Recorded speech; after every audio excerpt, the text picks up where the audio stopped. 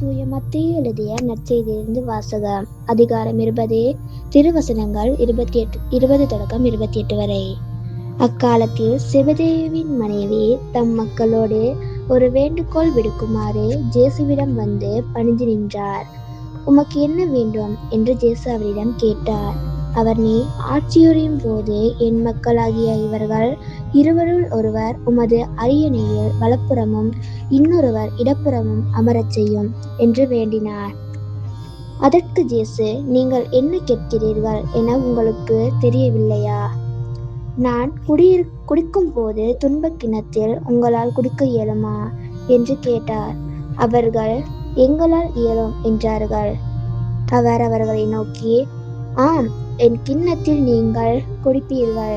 ஆனால் என் வலப்புறத்திலும் இடப்புறத்திலும் அமரும்படி ஆளுவதே எனது செயல் அல்ல, மாறாக அவ்விடங்களை என் தந்தையாருக்கு ஏற்பாடு செய்திருக்கிறேன்.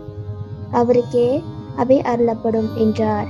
இதை கேட்டு கொண்டிருந்த 10 பேரும் அச்சகோதரர் அவர் மீதும் கோபம் கொண்டனர்.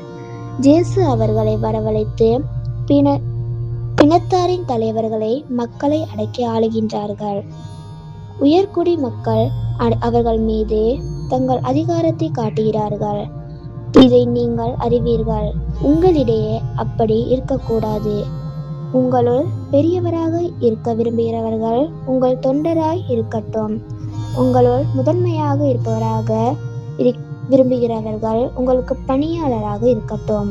இவ்வாறே மானிட மகனும் தொண்டு ஏற்பதற்கு அல்ல, தொண்டு ஆற்றுவதற்கும் பலருடைய மீட்புக்கும் நீடாக தம் உயிரை கொடுப்பதற்கும் வந்தார் என்று கூறினார். இது ஆண்டவர் வழங்கும் அருள்வாக்கு.